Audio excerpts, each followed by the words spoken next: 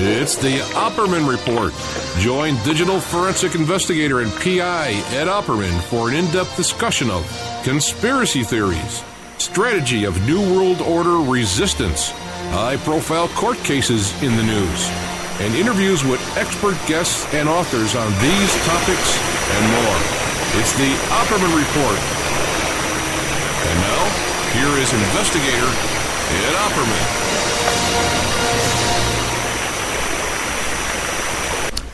Okay, welcome to the Opperman Report. I'm your host, private investigator Ed Opperman. This show is brought to you by Audible.com. You go to audibletrial.com/Opperman Report, and you can go there, sign up for free tonight, and get yourself a free audiobook tonight. I think you get free audiobooks for the whole month. Tonight we are live on wolfspiritradio.com, talksuperstation.com, psnradio.com, awakeradio.us, awakeradio.uk, Scottish Sovereigns on the Land, Shazaz Radio, 1800 Online, and maybe a couple that I'm forgetting. Okay, I've had a really rough week, guys. A lot of people have seen all the stuff I've been writing on Facebook about my own situation this week with our custody battle. And so we'll be getting into that. Later on in the show, I have some announcements to make on that, and other projects we're working on, and other directions we're going in, and all that kind of stuff. It's not as bad as you think. We might have a really, really good resolution to all this. Or things could go really, really bad. Okay, so you never know. Then throughout the week, the show will be repeated. It'll be repeated every day at 10 a.m. on FPRN Radio at 10 a.m. Monday to Friday. Will be played on Late Night in the Midlands, Tuesday, 4 o'clock. Will be found on iHeartRadio, Speaker Radio, and, of course, YouTube channel, the Opperman Report YouTube channel. We'll also be found, on Firehorse Radio. PSN Radio on Saturday night, 7 p.m., CBS Radio. And also to Blog Talk Radio, Penny Entertainment, on Sunday mornings around 7 a.m. So you can always find our replays. We're also on Cave Radio twice a week. They play us. And a couple other stations, too, as well. So you can always find us during the week, too, if you miss a show on Friday nights. Also, too, don't forget, we have the member section at OppermanReport.com. And I have a big new show coming up in the member section. I'm going to be recording tomorrow with Richard Steele, the boxing referee who handled some of the biggest world champion fights in the 90s. Fascinating guy. I happen to know him personally because he was hooked up at my church. He used to referee at these events at the City Impact Center, which is over on Sahara here in Las Vegas, and it's run by Trinity Life Center Church. And City Impact Center is a great organization. I encourage everybody to support it.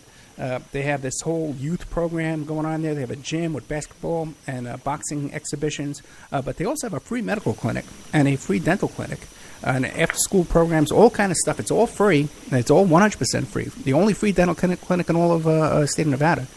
So I definitely encourage everybody to check that out and look into that. But we'll be having Richard Steele on tomorrow for our members section. We have Timothy Holmseth coming back to talk about the whole Haley Cummings case and the Casey Anthony case.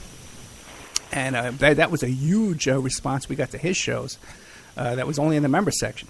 So that'll be coming up this week. We'll be doing a repeat with him, another show with him. And also, too, we should be having Haley Cummings' grandparents come on the show as well to discuss this, what we found out about child pornography involving Haley Cummings. Which is kind of breaking news. So everybody keep in mind the support that we need in our members section to keep that going and keep this show going, the live show and the extra shows we do on the weekend and the shows that we can put up for you in our members section. Tonight, though, we got a big show. We got Judith Byington. Now, she's the author of 22 Faces Inside the Extraordinary Life of Jenny Hill and her 22 multiple personalities. And you can find a link to that book for the Amazon link up on the Opperman Report blog. Okay, and a lot of work, and she's doing all this work into international pedophile rings, which is a subject that's very dear to us here. It's something that we're constantly trying to expose and bring attention to. So Judy, are you there? I am here. I appreciate you asking me to be on your show. It's a great honor. Thank you. Oh, you know what? I can't say exactly who sent me the link, who tipped me off to you. But he's a big name, and he's going to be coming on our show soon. But the problem is that he's never done an interview before. He's a very well-known name. People in our audience will know this guy. We're going to be doing a show with him in the members section. But I don't want him to get a whole ton of harassment to come down on him before he comes out in public and does a show. But he sent me this article you did, a fascinating article about Nicole Kidman's dad. But why don't you tell us about yourself first? And I notice you have all these credentials here. After I don't even know what they stand for. MSWLC. So tell us who you are and tell us a little bit about yourself. The bottom line is I'm a retired therapist. I worked in counseling and family therapy and individual therapy for 23 years and child welfare. How I got involved in the ritual abuse of children was actually when I had to retire. I had to retire early because I had a child that became very ill and made it difficult for me to work. And because I had been a supervisor of mental health, and I'd also been head of family counseling center, and there were a couple of grown women. They were cousins. They were 24 years old. They were both married. They hadn't seen each other since childhood when they ran into each other in a shopping mall, and realized that they were having some of the same repressed memories of abuse from childhood, and they wanted my help. What had happened is that one of their fathers, they were cousins, and both fathers were involved in a satanic cult, and one of their fathers, who was a satanic coven leader here in Utah, I live in the USA in Utah, and he was a regional satanic coven leader that actually reached from Utah to California. He had been arrested by the ritual abuse investigators at the Utah Attorney General's office, and they were just charging him with abuse of one child when these two cousins remembered seeing him as young children, when they were young children, at satanic ceremonies where they had seen him kill other children on several occasions, him and his brother. And they wanted me to help them get some information to these ritual abuse investigators at the Utah AG office because they wanted him charged with more crimes. So that's how I became initially involved in the whole thing. Let me stop you there. Because you had never been involved in investigating satanic ritual abuse before that. Not in the investigation. I realized that during my counseling I had been involved with several survivors who had been ritually abused as children, but I actually didn't realize that until I got into this investigation with these two women. How prominent the ritual abuse is and how it affects people. Actually, the hiring of these ritual abuse investigators at the Utah Attorney General's office is quite interesting. It actually goes back to 1980. There was a book that came out called Michelle Remembers, and Michelle was a woman who had been ritually abused as a child. She lived up in Vancouver, Canada.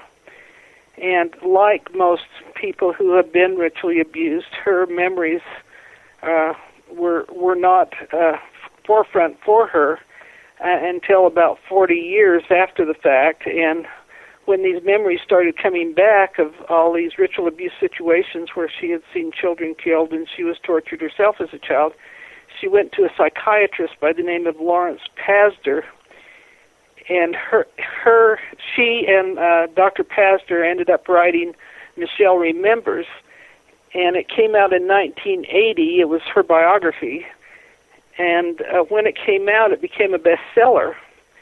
As a result of that bestseller, it started what some people call as a satanic panic, but actually what it was is that there were ritual abuse survivors all across Canada and the United States who started going to therapists and investigators saying the same thing happened to them that Michelle had talked about in her book, that they were ritual abuse survivors and they were having these repressed memories.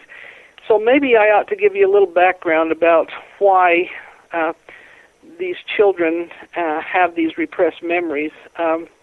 we could all be multiple personalities if we had gone through some of the same experiences as children as the subject of my book, Jenny Hill, and Michelle did as children. Think of your mind as a tree, and the core personality is the trunk of that tree. And you have the branches, on the tree, and in those branches are your different memories. Well, for a child who is going through ritual abuse, they usually start ritual abuse. It's usually done by a close family member, usually the father. It's usually sexual abuse in the beginning, and they start at very young ages. It's common to start sexually abusing a child at age 4. And that experience is so traumatic that the child will hold that memory in the back of their mind out on the branch of that tree. Now, as we form memories, we form little neurons in our brain. And these neurons are connected together by electrical circuits. Well, the problem with a traumatic memory is that the electrical circuit that connects that memory to the core personality just isn't there. It just doesn't connect the memory. So the memory, in order to protect the child, our brain is a wonderful organism. It'll protect us by keeping these traumatic memories because you don't have any control as children over anything, let alone a traumatic experience. And so in order to protect the child, the brain will keep that memory in the back of the mind, and it'll stay there for 20, 30, 40 years until the brain feels safe and comfortable in bringing that memory out. Well, for Michelle, that took 40 years. For these women that I began working with, it was about 20 years for them because her father had been arrested, and they all of a sudden they started having these memories come back. Because they felt safe. Triggered memories. Because they felt safe, right? Excuse me, I couldn't hear you. What? Because suddenly they felt safe, and the memory was allowed to come back.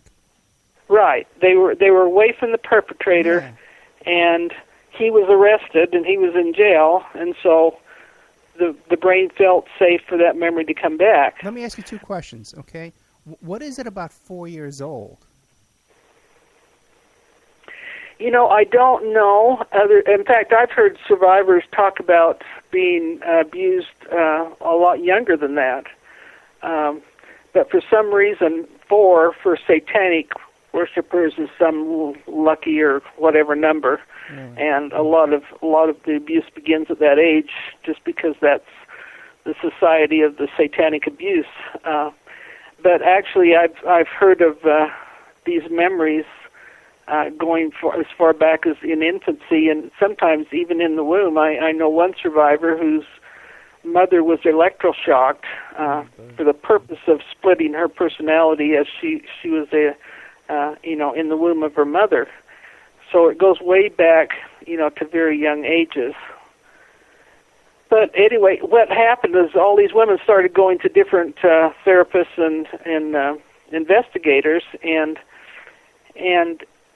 for now, Utah is the center of the headquarters of the Church of Jesus Christ of Latter-day Saints, and they have a counseling arm called Family Services, and there were a lot of LDS women that started going to family services all across the United States and Mexico, saying that they were having these ritual abuse memories.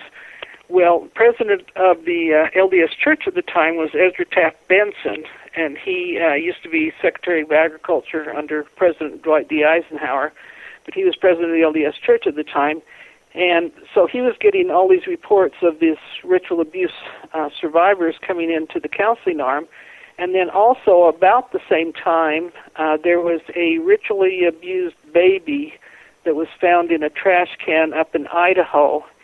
It was burned and decapitated, and the organs were missing in that, and they didn't ever find the perpetrators, but as a result of that baby, Idaho passed the first ritual abuse law in the United States, and so he had that information coming, and President Benson was from this area where this little baby was found in this trash can. So President Benson became very concerned about all these reports that were coming in, so he formed a committee, and it was a ritual abuse committee, and it was headed by Elder Glenn Pace. And if you go in on the internet and type in 1990 ritual abuse report LDS, you will come across this report that Elder Pace wrote to President Benson, the results of their. They had a year-long study. They had a 12-man committee, and they went out and interviewed all these different survivors and therapists and that, and then they wrote up this report, and it ended up on the internet. And the LDS Church actually hired a genealogist, and this genealogist traced the family of these survivors, because this ritual abuse often comes down in what we call as multi-generational satanic families, in that the father will do it to one or all of the children in the family, and then some of those children will grow up and become perpetrators themselves. Others will grow up and decide that they don't want to do that, and they'll become survivors.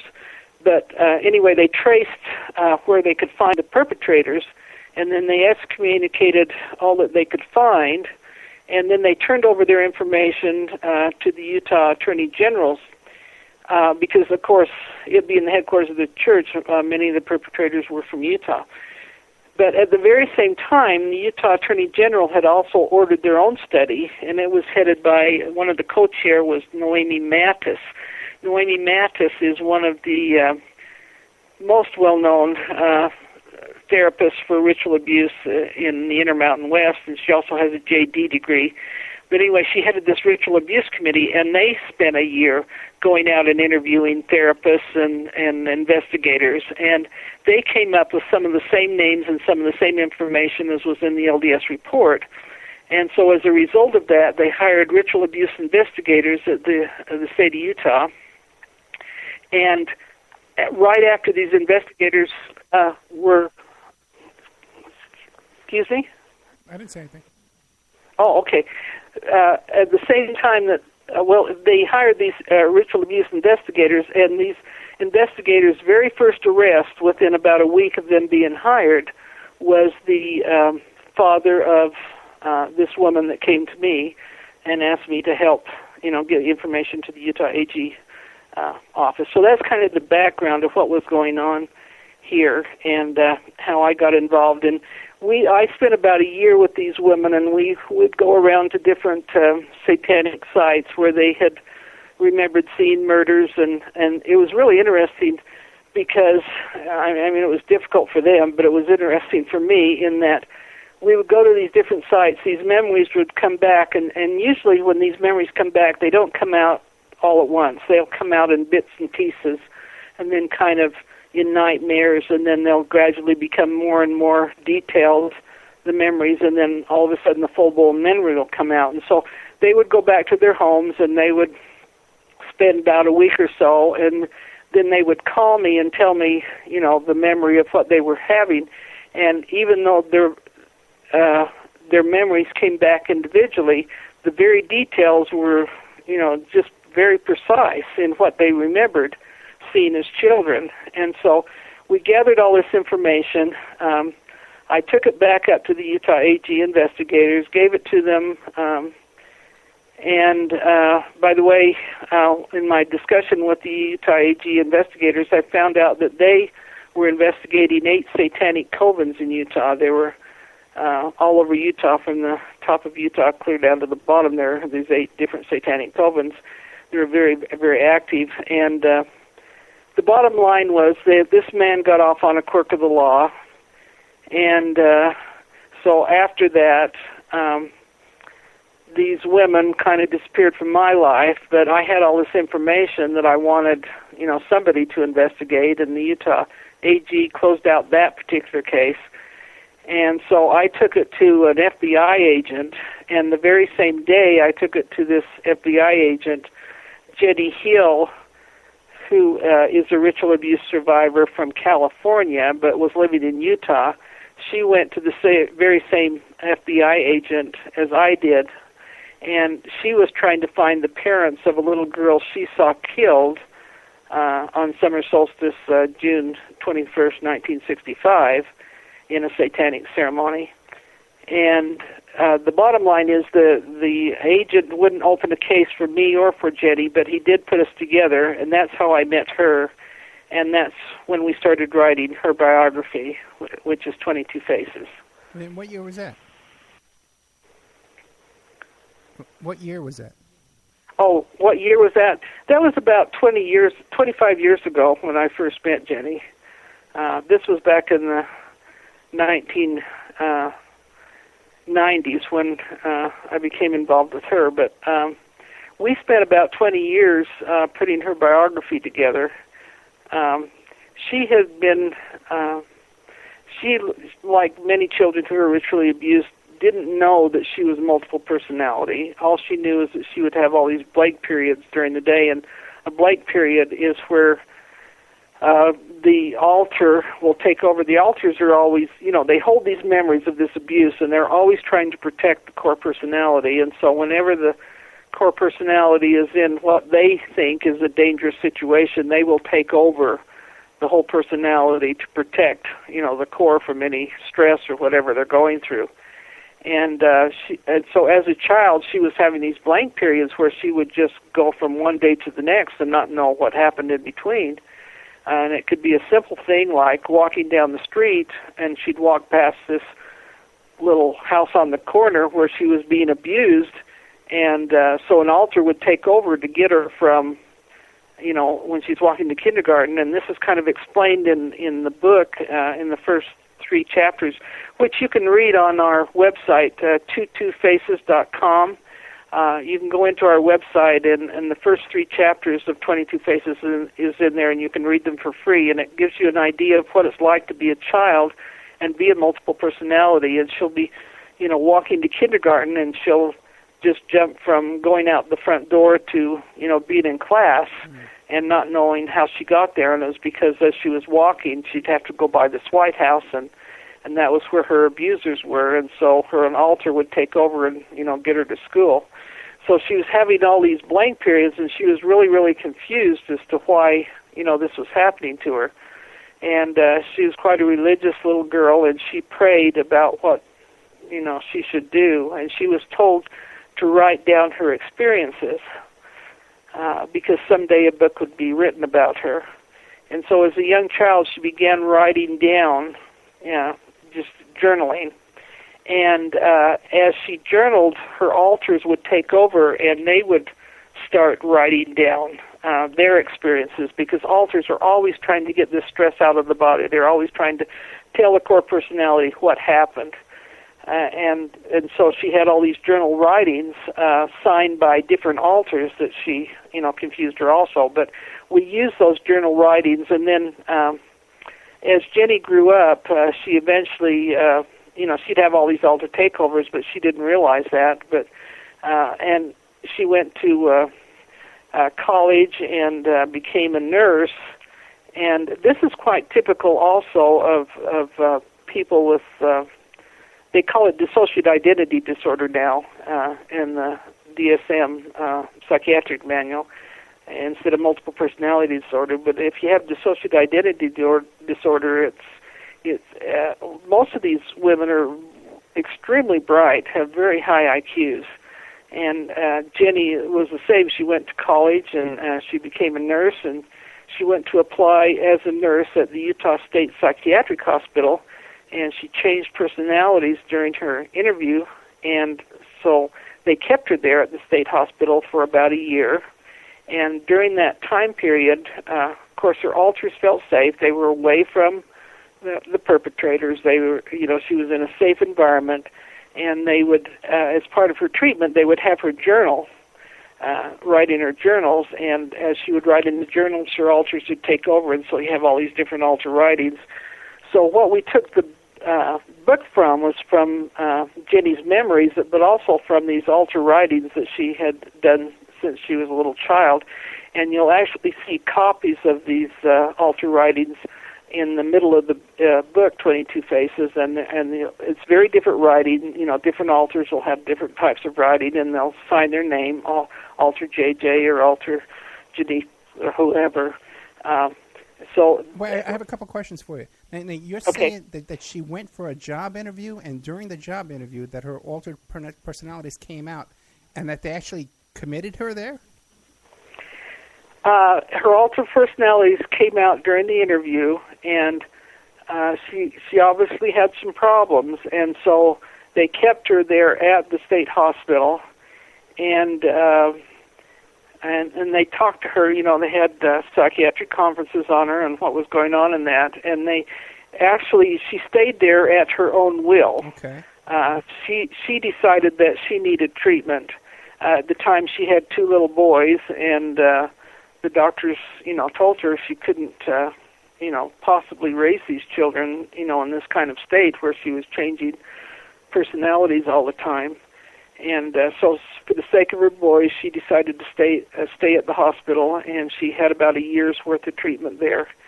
But that's fascinating. So she went there for by a the job time she interview. was released, they had diagnosed her, as multiple personality. But she went there for a job interview and never left? Yeah. Amazing.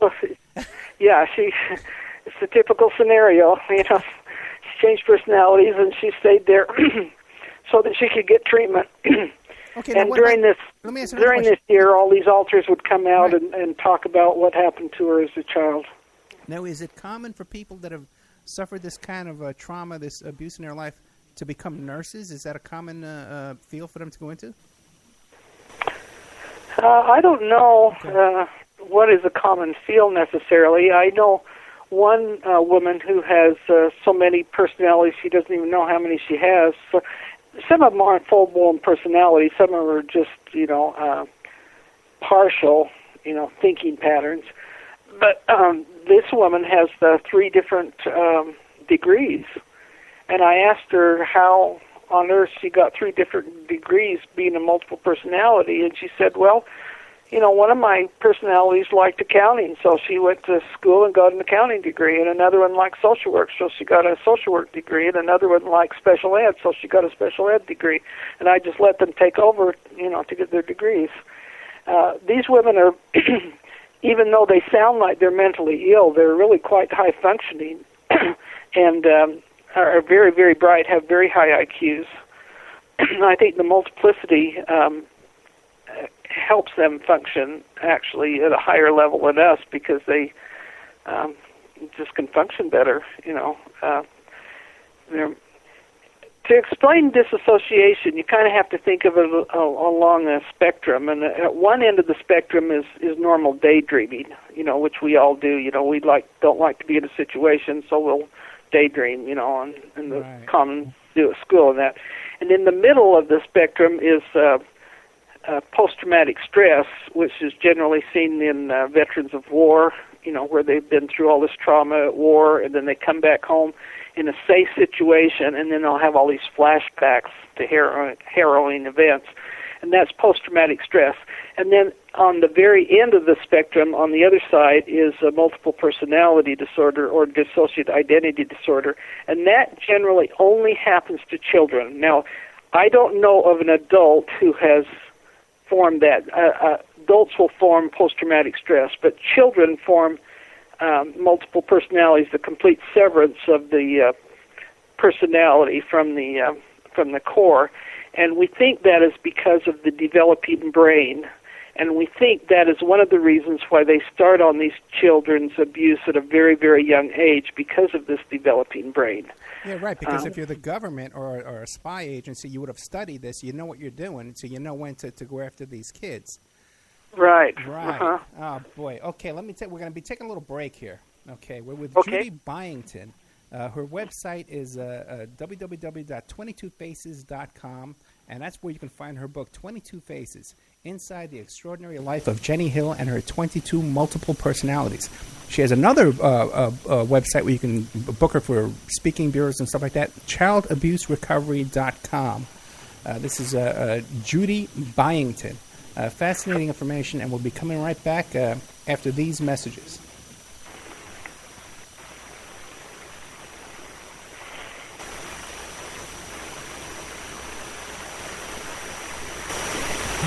And now a word from our sponsors.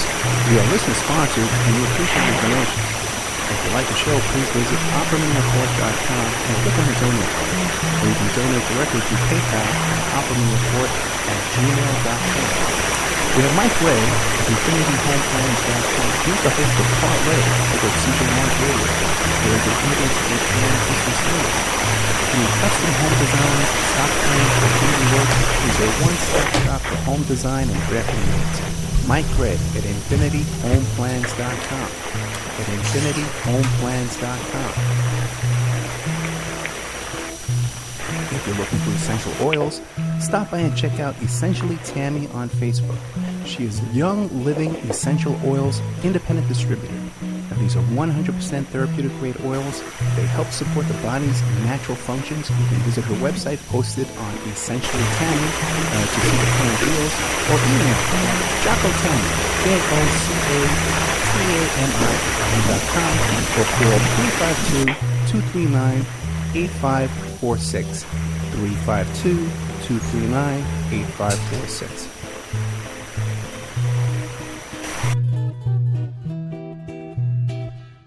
Hey, if you need a private investigator, go to my website, emailrevealer.com.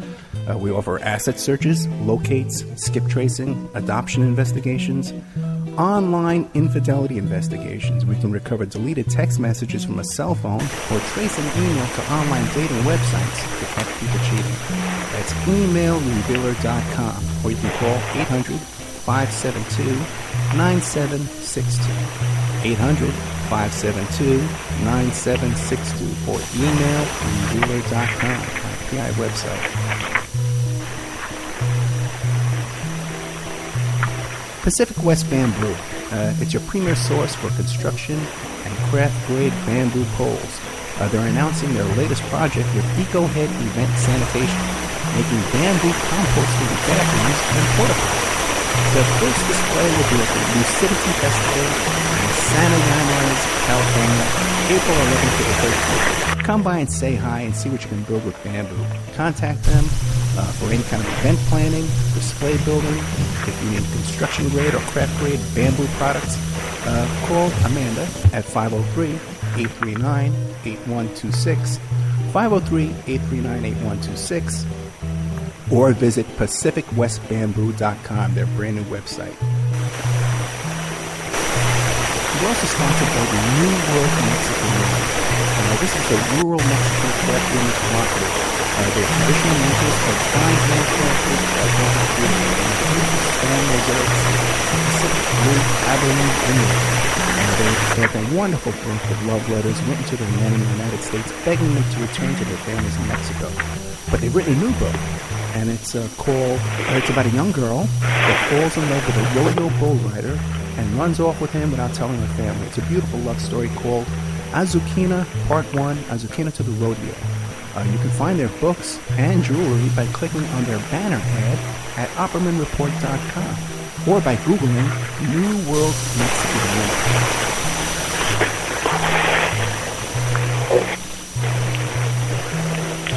You can also promote your business or website right here and have your ad played all over the world 7 days a week by emailing OppermanReport@gmail.com or calling 800-572-9762.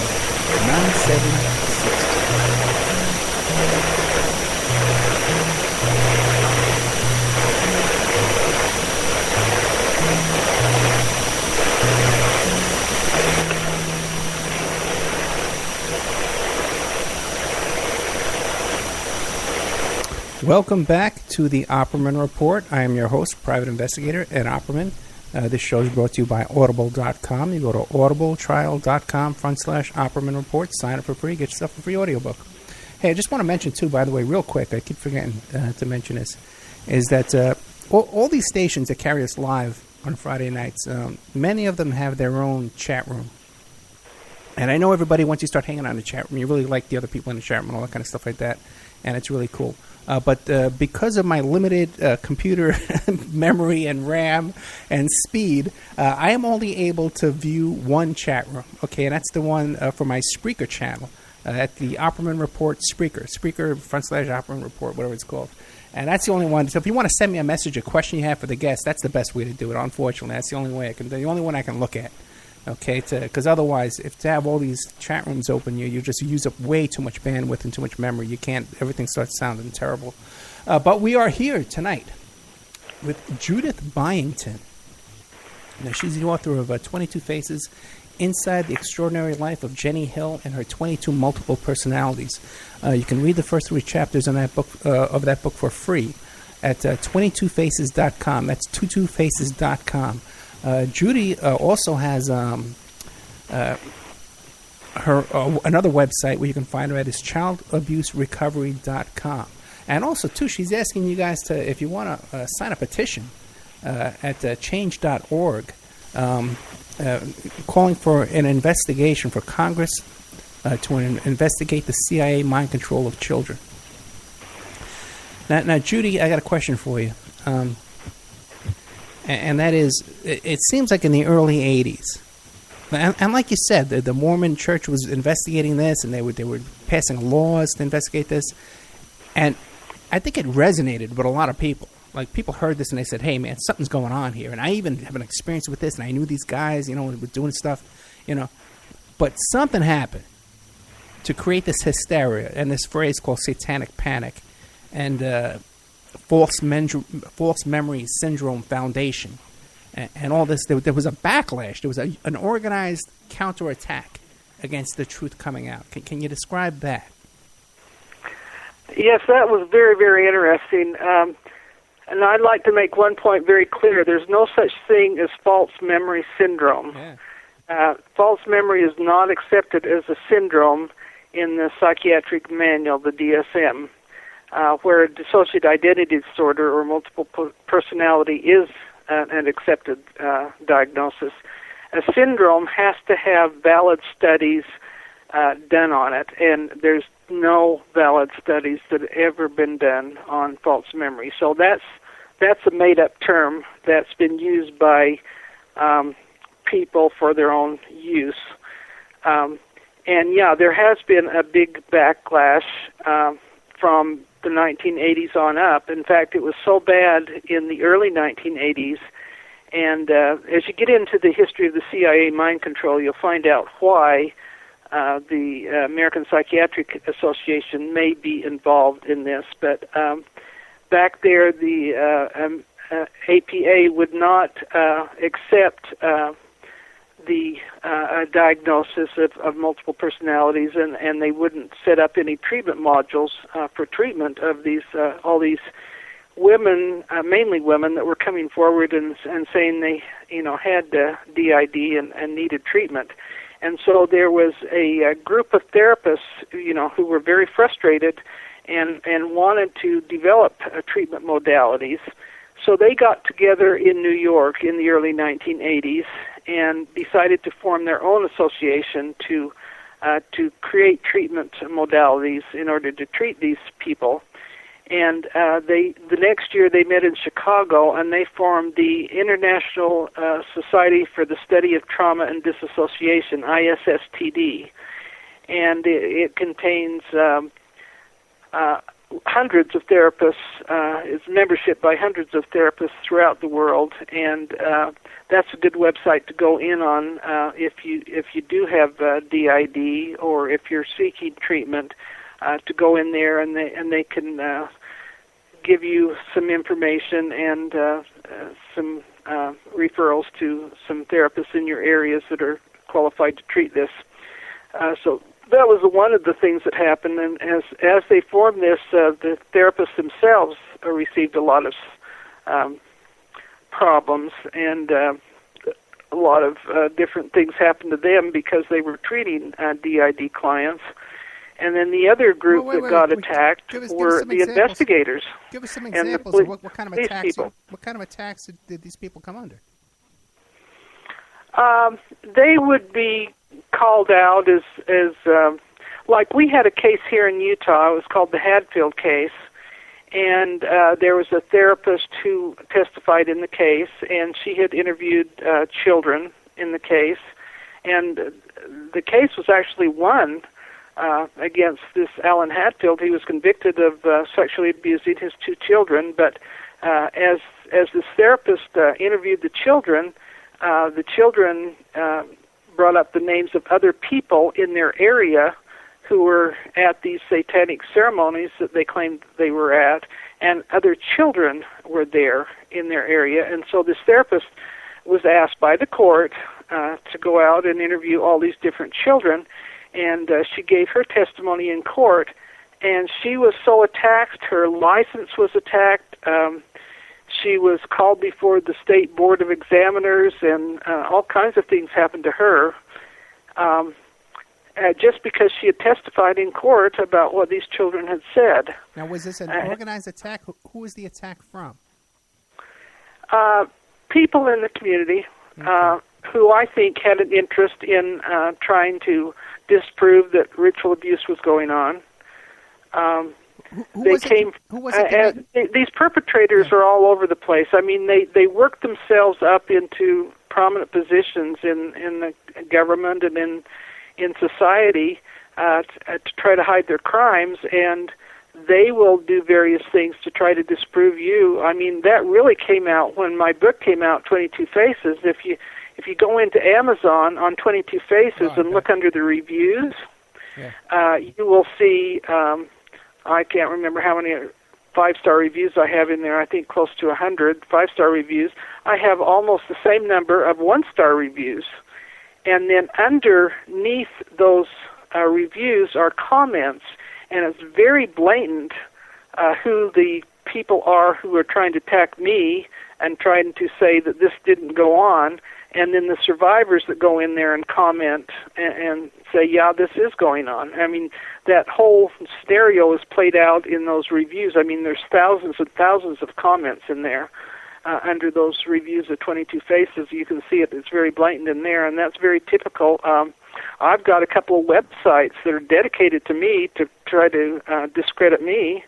Jenny and I were on the Dr. Phil show, and they started coming out with things in the media about me being her therapist, which I wasn't, and how I had tried to manipulate her into saying all this and that and the other. I mean, they're really mean and cruel. I mean, there's just no stopping to what they'll say about you. Now, Judy, they do anything to try to discredit and try to prove that this isn't going on. Trust me, Judy, I understand about organized trolls who organize on the internet who go after anybody who's trying to speak out the truth. That's a phenomenon by itself. And some of them are well-meaning, too. Some of them are just caught up in and they just think, they're just duped, But my question is, but who made these complaints to the Board of Psychological Examiners?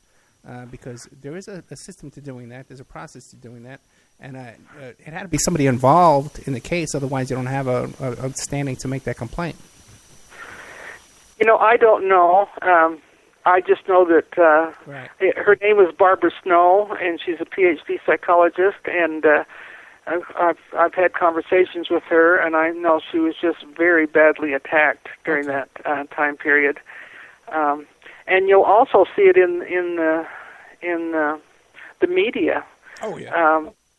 Geraldo Rivera came out with a show about ritual abuse, and boy, did he get attacked, and so did Oprah one time. And when 22 Faces came out, they did a special on it here on a local TV program. Channel 4 did a 20-minute special on it, and the reporter was going to do a follow-up, and after it came out, she called me and she said that she couldn't do the follow-up. She was told by her supervisor to stay out of it, that they'd had so many complaints about the show. And the complaints were, this isn't going on, and Judy's making this up, and da-da-da, And I think the perpetrators are very organized, and they all come out of the woodwork from anywhere. There's one particular man, he calls himself Douglas Mesner. That's not his real name, but he's head of this Satanic church. He's the one that tried to put the statue of Satan in Oklahoma City. Right. And he also put his manly organs out on a gravesite in somewhere where he was protesting something else. But anyway, he's come after me personally, and he's written several thousand comments under 22 Faces. I mean, he just blatantly, and he's dedicated 2 websites to me where they just attack me and everything I do on those websites continually. They're very blatant in what they do, but it's all try to disprove and to discredit you. And I think, why is he spending all this time? I mean, this guy spends 24/7 for months, attacking me. And I think, what does he do for a living? Why is he spending all this time? I mean, I don't have any connection. I've never met the guy. I don't know anything about him. But yet he's spending all this time trying to discredit me. And I think, why? Well, there's got to be a reason. And I think you have to make your own decisions on what that might be. But because it doesn't there is a reason to try to discredit that this is going on. Yeah, it doesn't seem logical that, you would have a... I don't even know how to describe it, but it doesn't seem logical that you would have kind of a passing interest in exposing ritual child abuse. There has to be a motive behind that to devote so much time to want to discredit that, because otherwise people really aren't that interested. But now, one of the things, though, that came out, I think that a big attack on this reality was the movie about the McMartin preschool. Uh-huh. And that was a movie a lot of people don't realize that was funded and produced by Oliver Stone. And also, too, a couple of the writers and technical advisors were people from the False Memory Syndrome Foundation. Mm-hmm. This group. And Alex Constantine, you're familiar with the work of Alex Constantine? I'm not. Okay, well, he actually says that these 2 advisors on that film, and that some of the founders of the False Memory Foundation were involved in pornography themselves. Uh-huh. Yeah. Yes, and I heard that they can't call themselves the False Memory Foundation anymore. They call themselves FM, or anyways, they have the initials. Oh, that's interesting. But they can't call themselves the False Memory Syndrome Foundation because they've been taken to court on that one. Because it's actually been proven that there is no false memory syndrome. Yeah, there is no syndrome, so they can't call themselves that, but they have the initials up there. And the theory is that the therapists were creating memories in children's heads and then... Right. And boy, if I had the power as a therapist to do that, I'd be rich. That's just, it's pretty difficult to try and do. You know what? That's so true. Just think of the abuse that you could pull off by creating false memories in children's heads. It would be unlimited. Mm-hmm. Yeah. Now, it seems like today, if you're in family court or divorce court or something like that, and you make the slightest allegation of sexual abuse, or God forbid, satanic ritual abuse, that's it. You've lost your case, right? It does, and the ritual abuse investigators told me that they will not, under any circumstances, bring up the word satanic in court because of all the problems that brings into the case. So they will prosecute these people on sexual abuse or other things, but they will not mention satanic ritual abuse. Because what kind of problems does it bring into the case? It brings a lot of publicity in and a lot of negativity in the press. These people are they have very prominent positions throughout our communities, and they will attack wherever they can. There's lawyers and judges and people in the community that are into this, and so they will use their positions to try to disprove that this is going on. Well, Judy, how did that happen, though? Because if in the early 80s, like this is all being exposed, people related to it, people could feel it happening, people right away picked it up, and they were creating laws about it. How did it turn around so strongly, so quickly? All I know is it's been going on forever. It's been going on since the beginning of time, from what I've been able to find, and I have a history of it in the back of 22 Faces.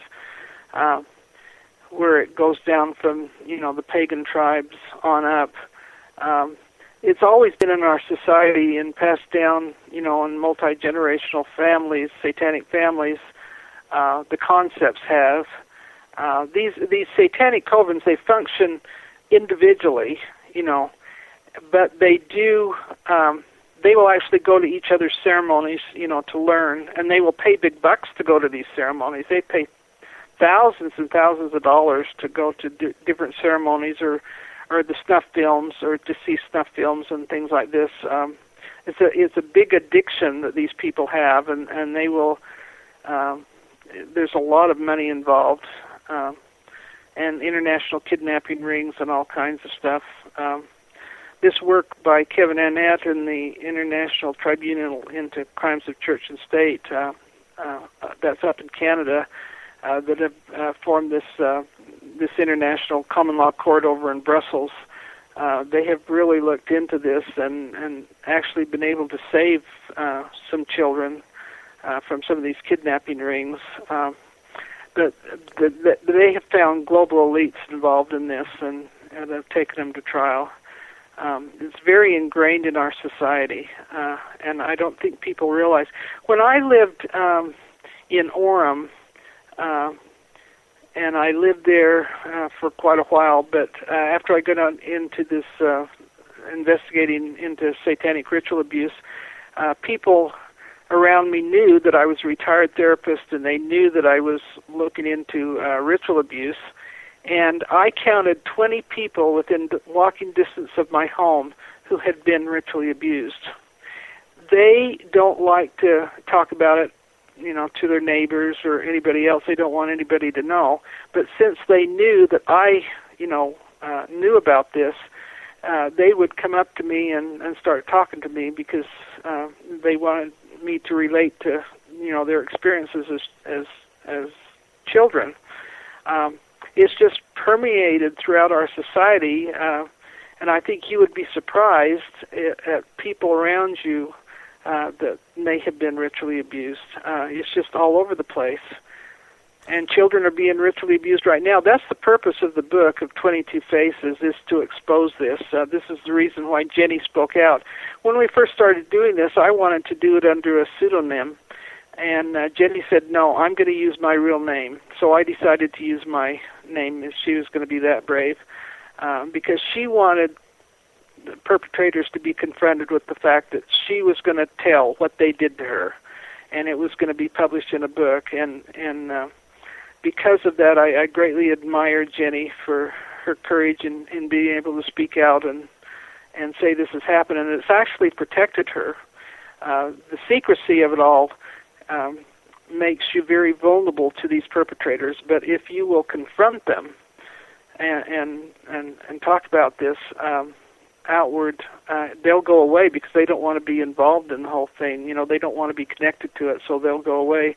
When we were doing these investigations with these women, I had perpetrators follow me and followed some of my children, and they were just trying to, and they'd show up at the front door and do other things to try and scare me. But once the book came out, all that went away. They didn't want to have a thing to do with me because they didn't want me or anybody to connect them to the ritual abuse that they were involved in. And that's what some of the survivors have found, is that the more they speak out, the more safer they are. But what about more organized attacks against you, like Child Protective Services or the courts or the police or the IRS and these kind of things? I'm not quite sure what you mean by that. Have you come under any pressure by real organized, like Child Protective Services trying to harass you, or the IRS trying to harass you to keep this stuff silent? I personally haven't had that. I worked in Child Protective Services for several years, and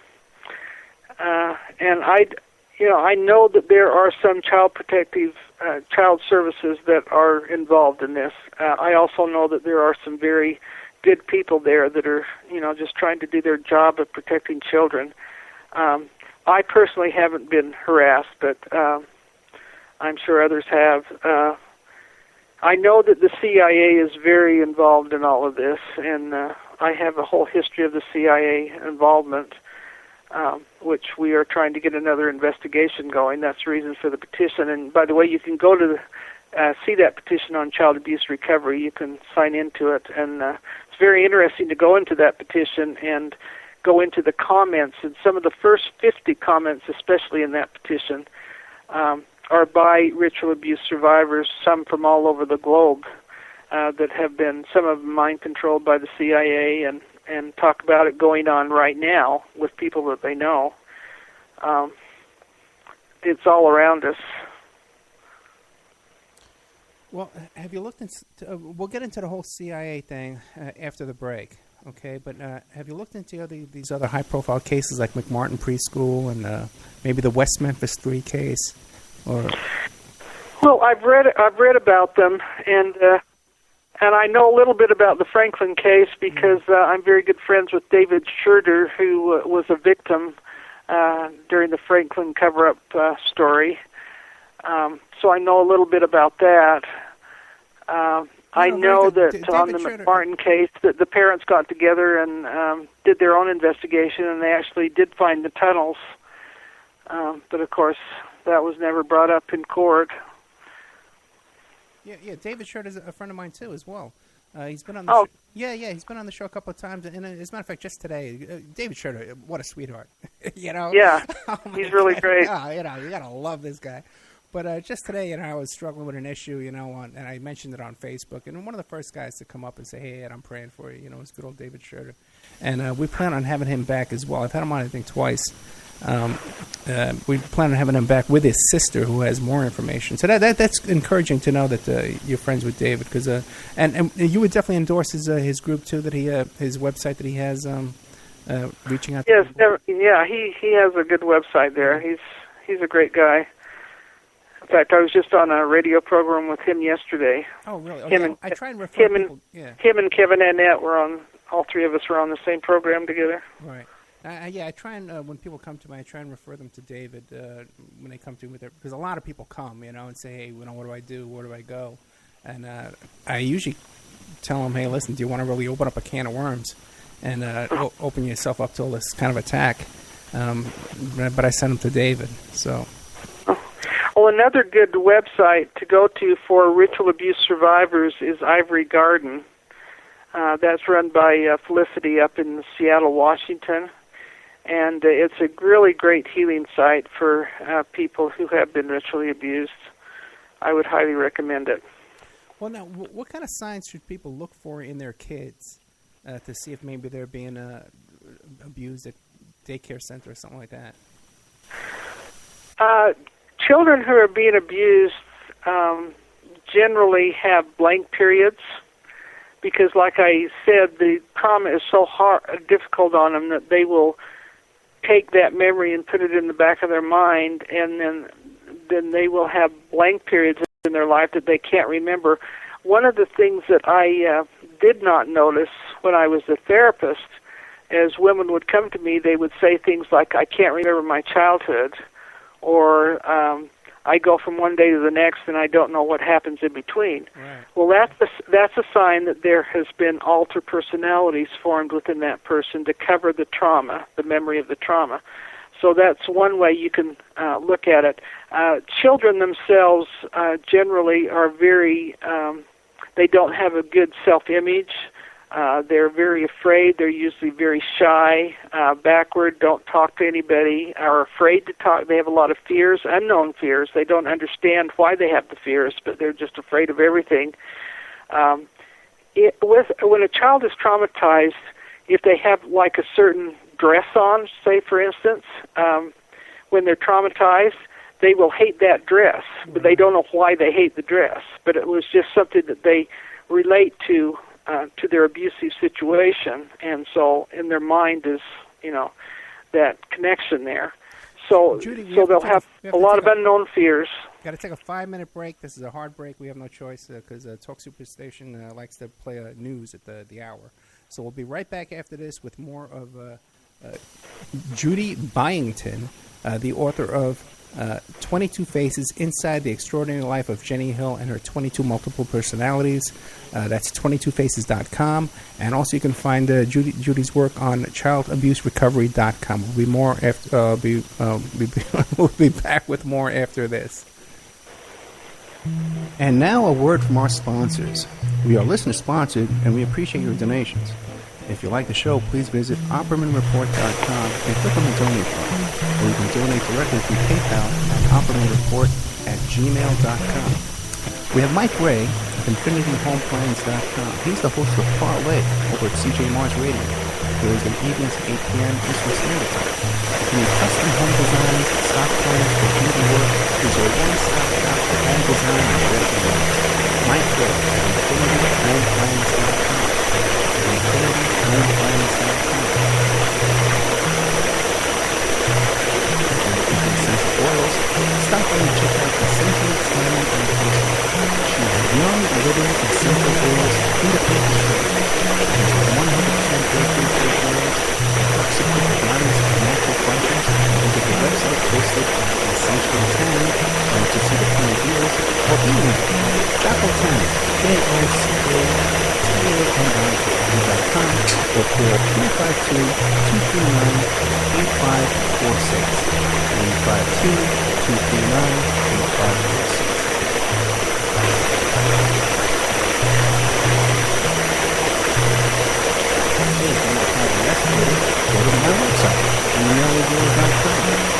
We offer asset searches, locates, skip traces, adoption investigations, online infidelity. You can record a deleted text messages from a cell phone or place an email to online dating websites to catch people cheating. That's emailrevealer.com, or you can call 800-572-9762. 800-572-9762, or emailrevealer.com. That's the website.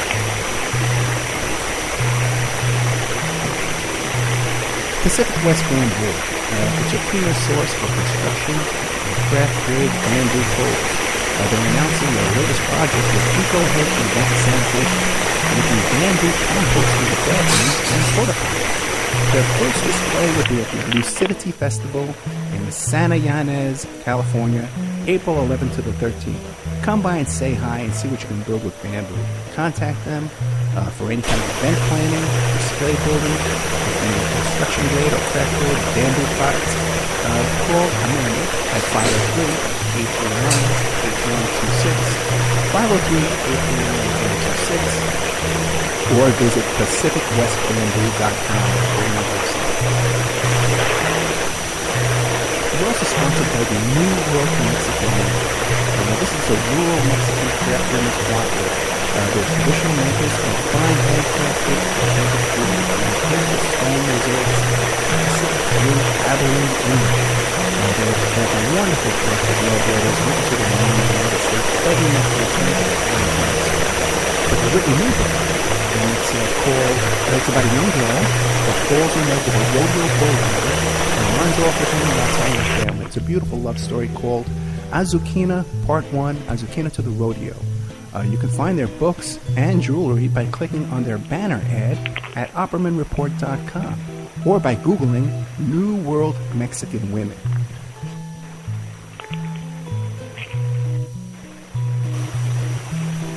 You can also promote your business or website right here and have your ad played all over the world 7 days a week by emailing OppermanReport@gmail.com or calling 800-572-9762.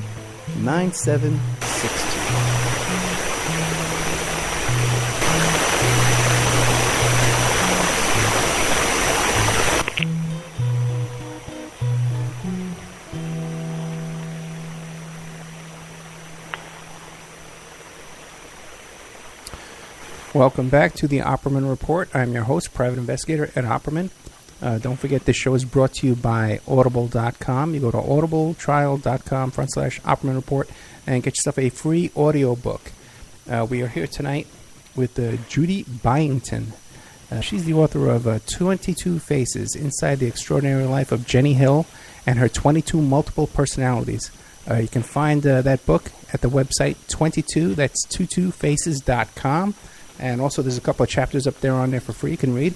And also, too, there's another website called childabuserecovery.com, where if you want to book Judy as a speaker, and also to the petition there to ask Congress for an investigation of the CIA mind control of children is also available on that website, childabuserecovery.com. I want to remind everybody about the Opperman Report member section. Guys, we really need your support there. It's kind of dropped off a bit. And that's what keeps us going here. Okay, it's the member section, those donations to the membership section that keeps the Friday night show free and keeps us going here. If you notice, I don't charge anything for the archives. They're up there for free all the time, 24 hours a day on several different outlets. But on the member section we have coming up this week, we have Timothy Holmseth coming back and to discuss, hopefully with the grandparents of Haley Cummings, to discuss this pornography images that they found of this child pornography images. And also tomorrow we have, I'm going to be doing an interview with Richard Steele, the boxing referee from the 90s that handled some huge, big controversy. The big fight with him and Razor Ruddock and Mike Tyson ended in a riot. People were so upset about the end of that fight when he stopped the fight. I can remember that, watching it on TV. That was over here at MGM Grand in Las Vegas here. So we have him coming on tomorrow. And a bunch of other guys. So we have a guest coming on involved who testified at the West Memphis 3 trial, who has never done an interview before anywhere. Okay, so we're going to have him here in the member section here on the OperaReport.com. Hopefully this week. I know he has some problems, personal problems at home with medical issues. So we're trying to get him finally hammered down this week. But tonight we're here with Judy Byington, author of this book, 22 Faces, Inside the Extraordinary Life of Jenny Hill and Her 22 Multiple Personalities. Judy, when we left off, we were talking about symptoms that these kids have when they're undergoing this stuff, when they're out of our sight for, my God, like a couple hours a day, and what else can we look for? Generally, a child will be very they'll isolate themselves from others. They're afraid of everything around them. So if you see a child who is uncommunicative, who doesn't socialize, who has a lot of fears, who has blank periods in their lives, you pretty well know that they have been traumatized for some reason, and those are the children that we're trying to identify and try and help.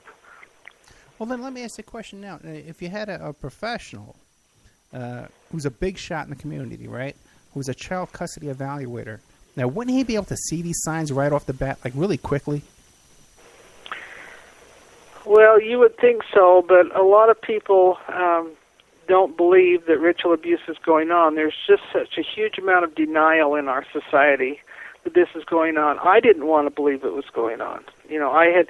I can remember there was a time in my life where I'd gone out and, worked all these years with these women and tried to, get it into court and wasn't able to open up cases. And it seemed like everywhere I go, I'd get a door slammed in my face. And I didn't want to believe that these children were being abused. And so I literally put all my information in a box and put it downstairs underneath the stairs in a dark closet and left it there because I couldn't deal with it. And then one day, it just dawned on me that, my real purpose was to help these children, and I couldn't help them if I was going to deny that it was going on. And so I went downstairs and I got the box out and I started to work with it again. But I think that's a very typical reaction, is that you don't want to think that kids are being murdered and tortured. You just don't want to think that anybody could possibly be that bad of a person that they would do that to these little children. But it is going on, and we have to recognize it. But a lot of professionals don't understand it. I'm afraid that we do have a bias in the American Psychiatric Association, and that all goes back to the history there of the CIA and what they've been doing.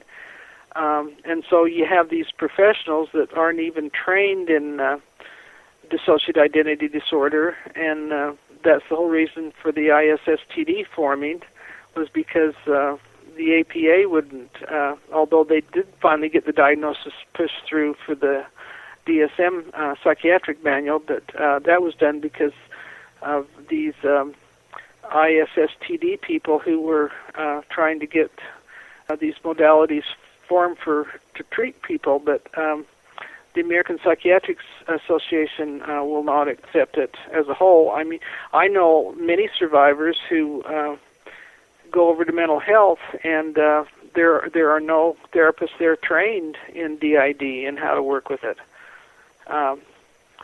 So professionally, we've got a long ways to go in that respect too, and it all boils down to denial, and the second big factor is the power that these perpetrators have in our community to try to convince people that this isn't going on. Well, give us some background on what the CIA involvement in this. Hitler, it goes back to Hitler and World War II. Hitler was really into satanic ritual abuse. It was part of his power, hunger grab that he did, and he did a lot of ritual abuse with his soldiers and with the people in the concentration camps, a lot of experimentation. And after World War II, the CIA was formed, I think it was in 1953, but it was actually formed at the same time that they brought a lot of Nazi doctors into the United States, and they, said this was for, the space program and whatever, but they were, I think we have counted close to 70 who were brought, Nazi mind control specialists that were brought into the United States after World War II, and they were placed them at different universities and hospitals across the United States and Canada, and they actually did mind control on children, not on, well, they did some on adults too, and those got taken to court and that, but the ones on children have never really come out. There were two, what happened is back in, I can't remember the year, but up in Montreal, there was a Dr. Cameron who was head of the American Psychiatric Association, and he was working at University of Quebec in Montreal and doing mind control experiments, and one of the victims was Linda McDonald. Linda McDonald and filed a lawsuit against the university, against Cameron, and against the CIA, and won the lawsuit, saying that they had, ritually abused her. After that, they had some congressional hearings. It took clear till, I think, 1977 to have these hearings. They were supposed to have closed down the CIA program in 1964, but they didn't have these congressional hearings until 1977, and at those hearings were some ritual abuse survivors who had been, as children, mind-controlled in these brainwashing experiments that the CIA had. They had these hearings, but they wouldn't release the results of the hearings. They just said that they had closed down the CIA program. Well, it's really interesting that happened supposedly in 1964. This it was called MK Ultra, was the umbrella program for all these other CIA programs that were going on.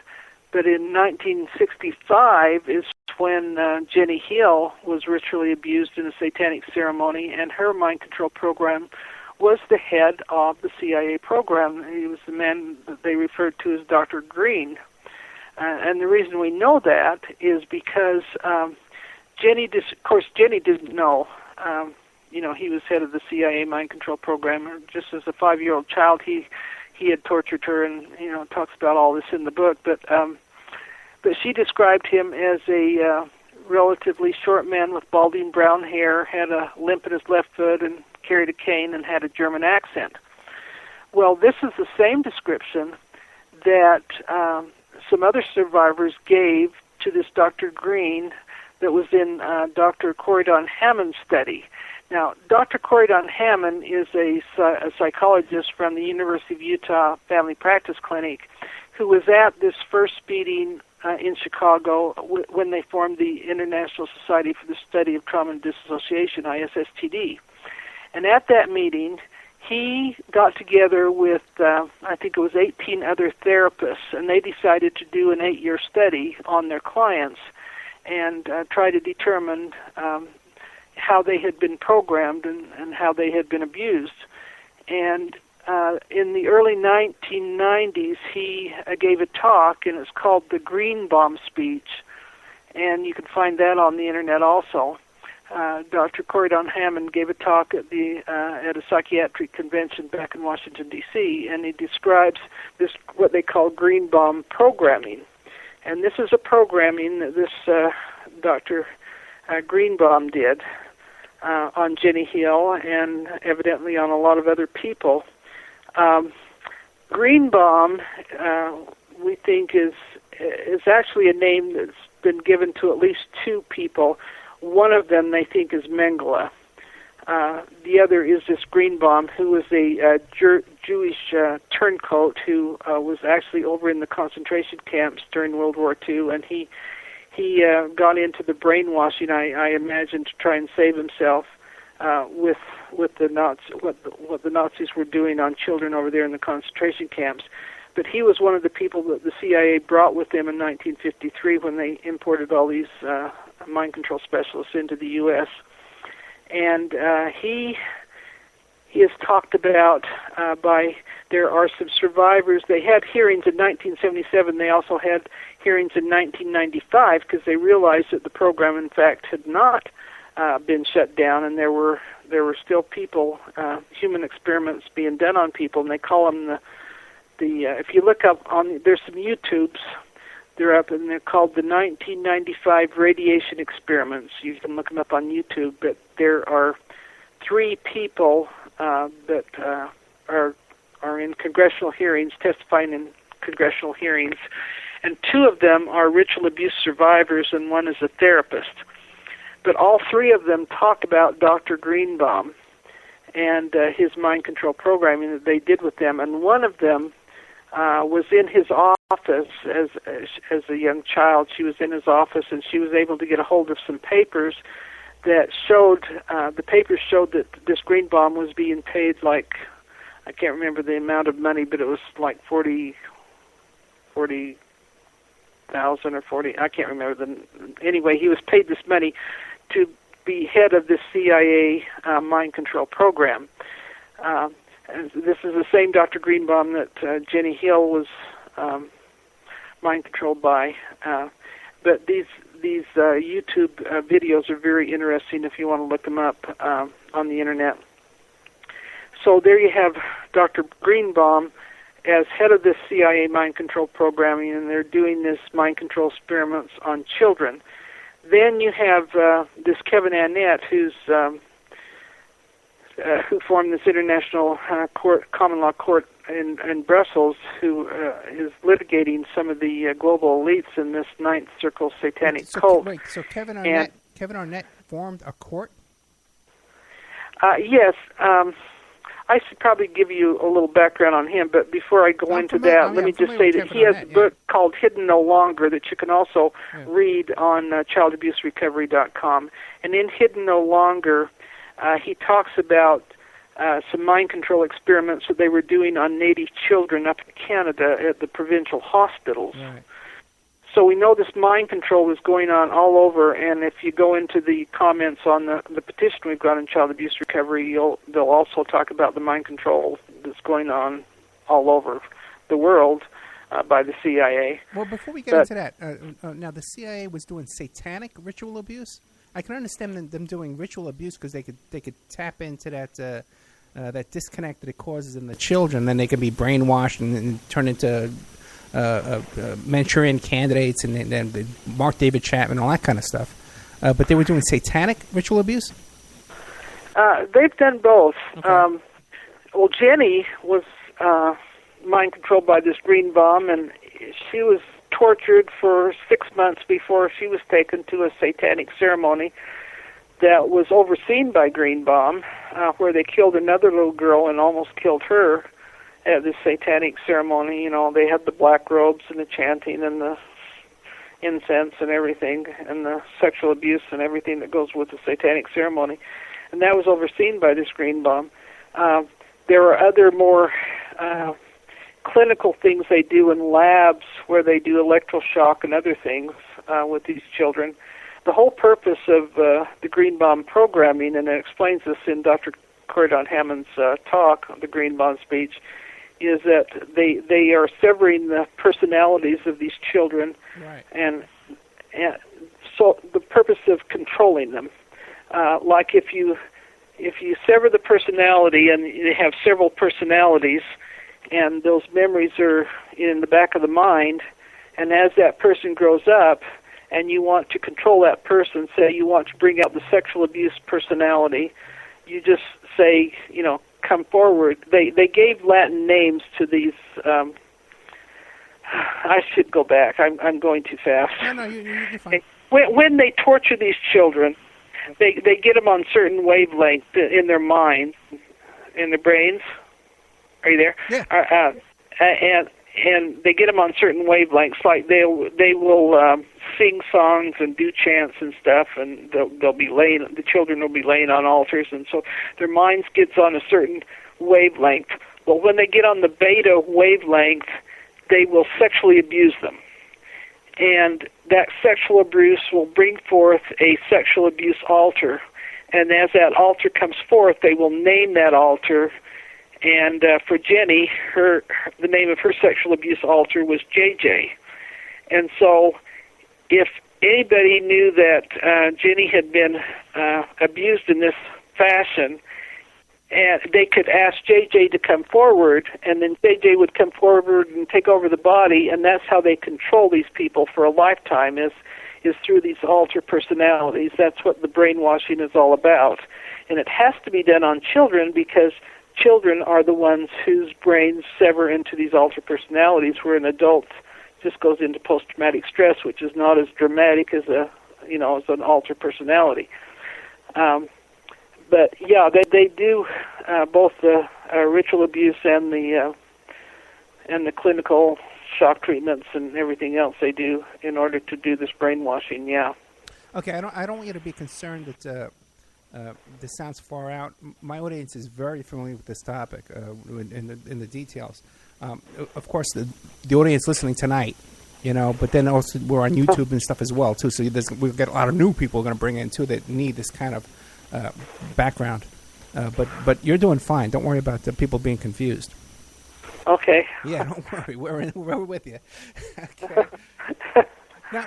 Now, have you stumbled upon Colonel Michael Aquino? Because now here's this guy, you talk about the CIA doing this mind control stuff. Here's this guy who's the head of the Temple of Set. He's the first satanic chaplain in the U.S. military. Wrote the satanic the chaplain's the handbook on how to be a chaplain in the military for all religions. That the Muslims follow him. That the Christians have to follow this handbook that was written by a Satanist. Now, he's had a lot of allegations about him as well. Now, have you run across him? Just through my contact with David Schurter, okay. Because that was his programmer, was Michael Aquino, and then what I've read about him in articles and that on the internet, of course. I do know that a lot of survivors have had contact with him. Yes. Right. Now, what do you make of that? That so many survivors will have contact with the same small group of handlers. Right. Another place that you can look is the 2007 Extreme Abuse Surveys. You can Google those on the internet. Yeah, this is a survey they did on 500 survivors or something like that, and that gives you a good idea of how many people are really involved in this whole situation of ritual abuse and the same type of perpetrators and that. There's, hundreds of questions in there that these survivors have answered, but it gives you a lot of insight into how really organized this group is. Yeah. Now, how do you think they've gotten so organized and powerful and gotten to the top? Well, it's all about power and money. That's the bottom line. And it's like I say, it goes back throughout the ages. It came down through the pagans and the Egyptians and the Aztecs and everybody, and it came down through families, and it's just a learned behavior. It's something. It's an addiction. A satanic ceremony always involves sexual abuse, and these politicians and the other people that are all involved in it are usually involved in child pedophilia, and they do it to control people. They'll have these parties where they'll supply the children to these people, and then they'll take pictures of them and they'll use them to control them in politics and other places in Hollywood and other places that they are at. It's an addiction, and of course it's all related, I believe, to Satan and Satan worship, and people are addicted to it. Okay, now I'm a Christian. I'm a Pentecostal Christian, and I'm familiar with these kind of the gifts of the Spirit, the fruit of the Spirit, and all this kind of stuff, and also discerning spirits and the evil spirits. But now, when you have these elites that are all involved in these ritual sacrifices and these ritual abuses and stuff like that, is it because they get power from that, and that's how they get into power, or is it because they've been in power all along and they've just been doing it so long? I think it's both. I think a lot of these people have grown up in it themselves. Yeah. A lot of perpetrators have multiple personalities themselves, and then they also are seeking for power, and there is a feeling of power in those ceremonies. One of the purposes of the ceremonies is to introduce evil spirits into the ceremony, into the bodies of both the perpetrators and the victims. And somehow these evil spirits give them all these big highs and feelings. And, of course, the sexual abuse orgies that they have prior to the ceremonies, they get a big thrill out of that, too. And then there's always the money angle too. They pay to go to these ceremonies. The people that organize them, or get big bucks for holding them, and it's all a big mess. It's really a degradation of our society. My personal belief is it all goes back to Cain, because Cain was known as the master Mahan, and Mahan is another word for brainwashing, essentially. Let's see, I can't find my notes on that, but there was a Jewish scholar by the name of Flavius Josephus in the first century, and he wrote about the ancient Quentis tribe, which was a pagan tribe, and they would wear the mark of Cain on their forehead or hand because they believed that they were descendants of Cain. And this is known as the equal-sided cross, or mark of the cross, or mark of the beast. And this is a form of the swastika that Hitler used. And so this mark of Cain, seems to be permeated down through the ages. Occultism is found in the Egyptian Book of the Dead, where they even talk about the rituals. They describe methods of torture in there, and intimidation, and they use potions or drugs, and they cast spells, and all of this is to invite evil spirits into the rite in the Egyptian Book of the Dead, and then that goes back up to different traditions in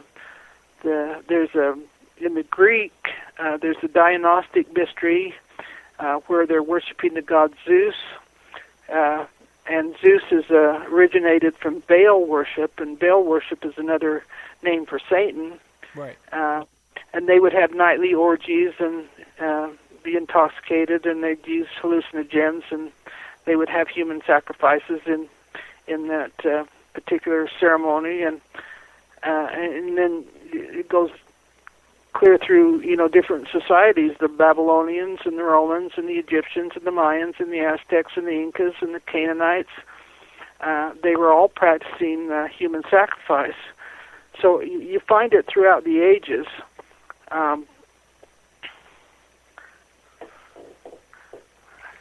Well, that's not very encouraging. Okay, let's take a...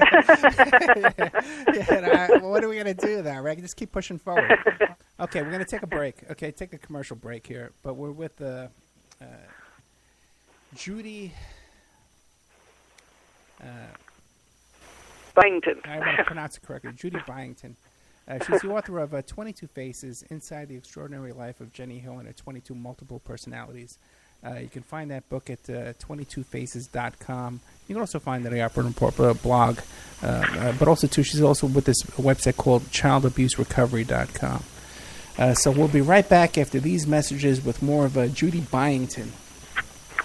And keep pushing forward. We're not going to give up. We're not going to stop this. This is, I think we win in the end, right? That's what it says in the Bible, right?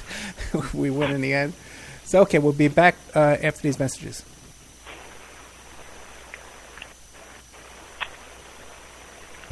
And now a word from our sponsors. We are listener-sponsored, and we appreciate your donations. If you like the show, please visit OppermanReport.com and click on the donate button. Or you can donate directly through PayPal at OppermanReport@gmail.com. We have Mike Ray of InfinityHomePlans.com. He's the host of Parlay over at CJ Mars Radio, Thursday evenings, 8 p.m. Eastern Standard Time. If you need custom home designs, stock plans, or 3D work, he's your one-stop shop for home design and drafting needs. Mike Ray at InfinityHomePlans.com. At InfinityHomePlans.com. If you're looking for essential oils, stop by and check out Essentially Tammy on Facebook. She is Young Living Essential Oils Independent Distributor. And these are 100% therapeutic grade oils.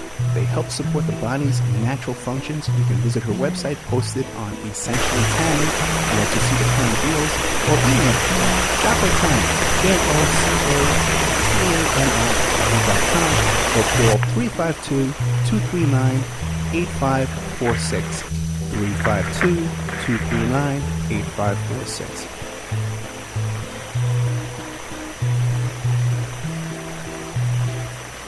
Hey, if you need a private investigator, go to my website, emailrevealer.com. We offer asset searches, locates, skip tracing, adoption investigations, online infidelity investigations. We can recover deleted text messages from a cell phone or trace an email to online dating websites to catch people cheating. That's emailrevealer.com. Or you can call 800-573-9760. 800-572-9760. Emailrevealer.com. That's our website. Pacific West Bamboo. It's your premier source for construction and craft-grade bamboo poles. They're announcing their latest project with EcoHead Event Sanitation, making bamboo composting bathrooms and porta potties. Their first display will be at the Lucidity Festival in Santa Ynez, California, April 11th to the 13th. Come by and say hi and see what you can build with bamboo. Contact them for any kind of event planning, display building. If you need construction-grade or craft-grade bamboo products, call Amanda at 503-839-8126, 503-839-8126, or visit PacificWestBamboo.com, their brand new website. We're also sponsored by the New World Mexican Women. This is a rural Mexican craft women's cooperative. They are traditional makers of fine handcrafted, authentic jewelry. They use beautiful stone mosaics and Pacific blue abalone inlay. They have a wonderful book of love letters written to their men in the United States, begging them to return to their families in Mexico. But they've written a new book, and it's about a young girl that falls in love with a rodeo bullfighter and runs off with him without telling the story. It's a beautiful love story called Azukina Part 1 of the King to the Rodeo. You can find their books and jewelry by clicking on their banner ad at OppermanReport.com or by Googling New World Mexican Women.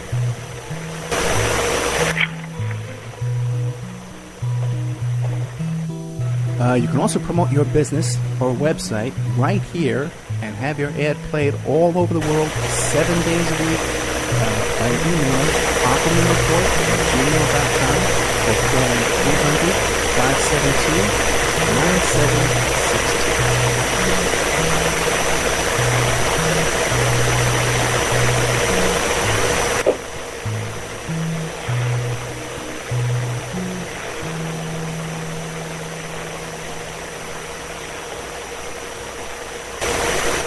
Okay, welcome back to the Opperman Report. I am your host, Private Investigator Ed Opperman. The show is brought to you by Audible.com. Go to audibletrial.com/Opperman Report. Get yourself a free audiobook. Hey, don't forget to subscribe to our YouTube channel, Opperman Report YouTube channel. That also helps keep us going here. And also, too, if you want to sponsor the show, if you want to have an ad played on the show, we're going to have some room for that. We're going to be recording new ads very shortly. So we'll be having some room for some new sponsors to get us to this next level that we're trying to do here. Have an opportunity to be doing some documentary films coming up. So really need your support, guys. We really, really need your support. But tonight we're here with Judy Byington, the author of 22 Faces Inside the Extraordinary Life of Jenny Hill and Her 22 Multiple Personalities. And you can find that book at 22faces.com. Also, another website she's involved with is childabuserecovery.com. And her email is info@22faces.com if you want to book her to be a guest on your show or come speak at your group or something like that. We've got about 24 minutes before we lose a couple of our big stations, but then we'll still be all over the UK and on Spreaker and iHeart and YouTube and all that. And we'll be taking calls to 702-605-4894, 702-605-4894, or you can Skype in at ed.opperman. Judy,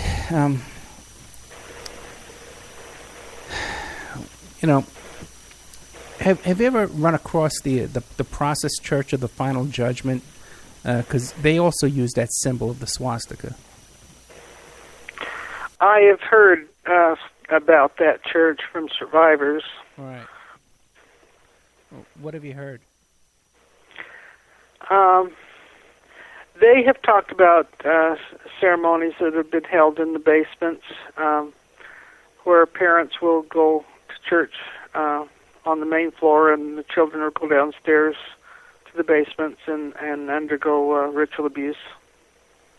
Okay, because they also have connections to the intelligence community as well.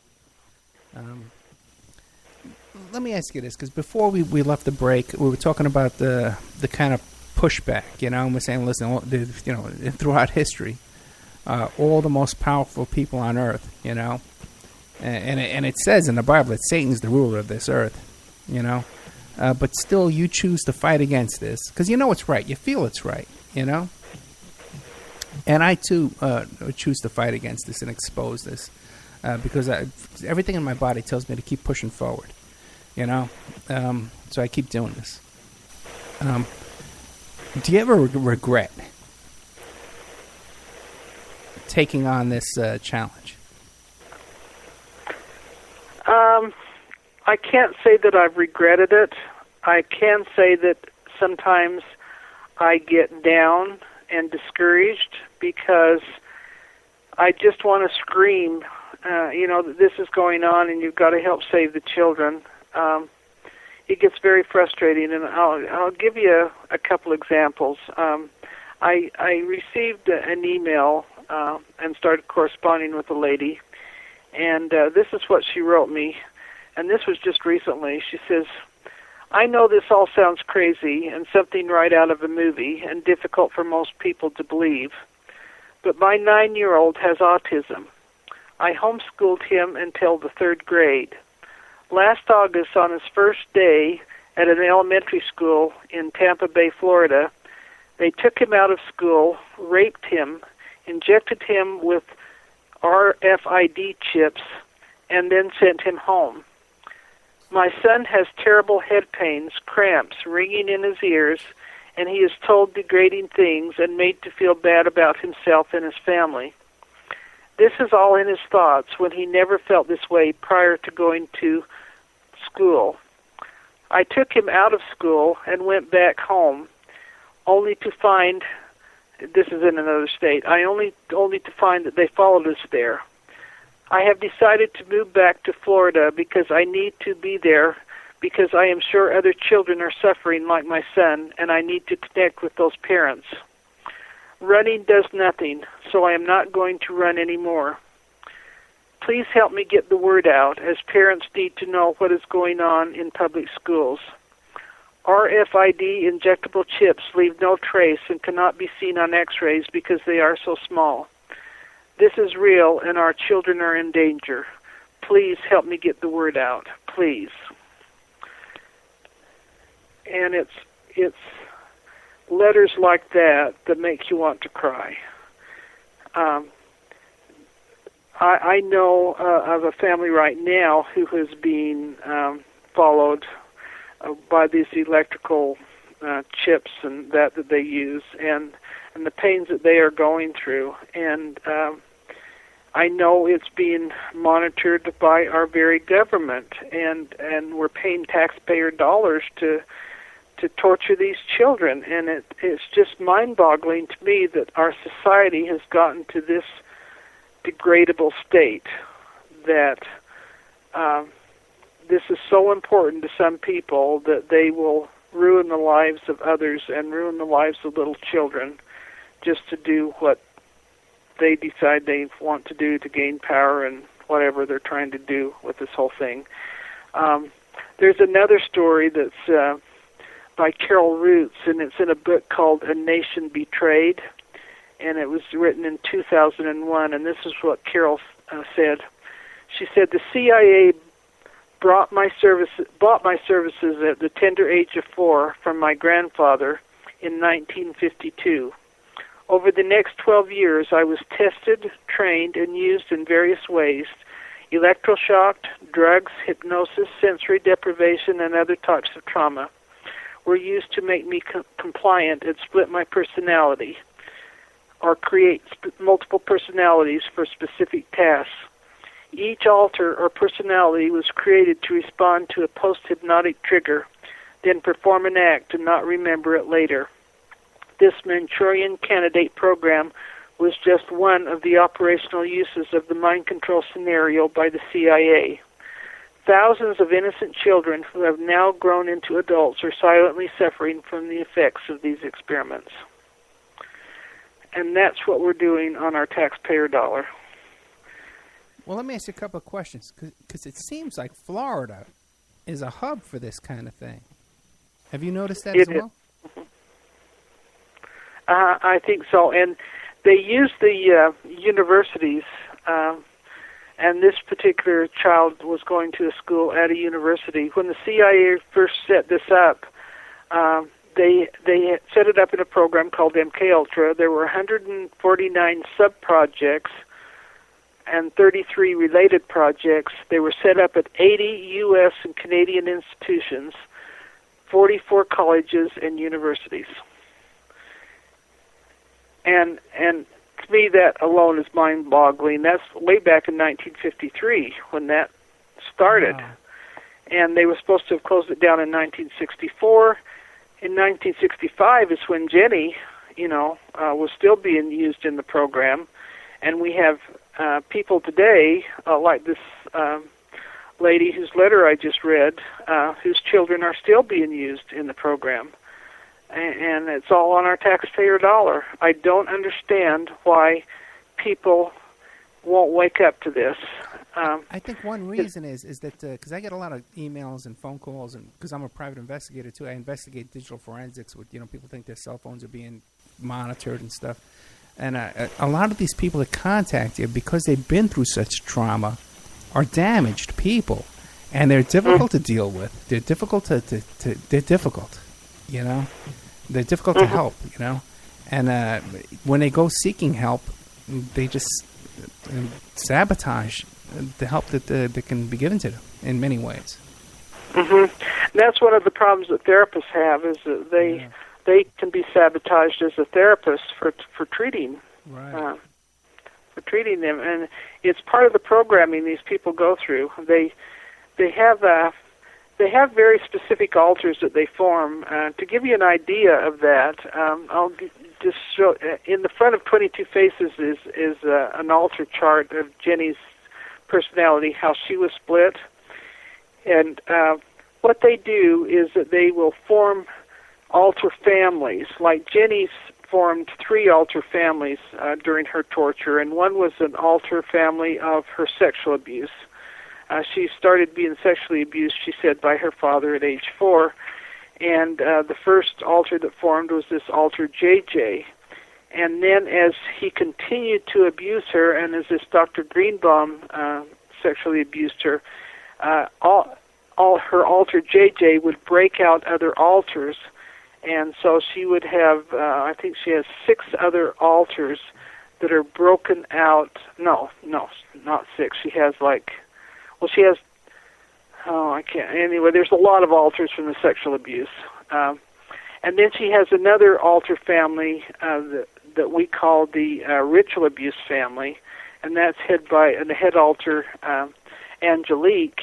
And Angelique has 6 altars underneath her, and they were formed under different times of torture when she was ritually abused in these satanic ceremonies. And then she has a third altar family that's just one altar, and that's head altar Vanessa. And she was formed when, as a preteen, her altar JJ got Jenny in a situation where she was gang raped, and the memory of that gang rape was held by this altar Vanessa. So she has these 3 altar families, and then within those altar families, she has specific altars, and one is like her spiritual altar, which I think is really interesting, and I found this with many survivors and their altar families, is most of them have a spiritual sense about them, and they have a spiritual altar, and Jenny's spiritual altar took over when she as a young child would go to church because her perpetrators were at church, and so it was traumatizing for her to go to church. So her spiritual altar would take over, and she would go to church for Jenny. And she grew up learning a lot of good, moral principles, this spiritual personality. But this spiritual personality was also tortured, and so as a result of that, she formed another altar, which we don't know the name of. But this other altar would hold the memory of the torture, because the spiritual altar couldn't handle it, which is kind of an interesting thing that happened. But another thing that most multiple personalities have is they'll have an altar that holds the sexual abuse memories. They'll also have an altar that's kind of creates peace within the system. For Jenny, she calls it the Lady of Peace and Harmony, and this is an altar that kind of handles the arguments of the other altars within the system and tries to create peace within the system. And some of them will have a homicidal altar.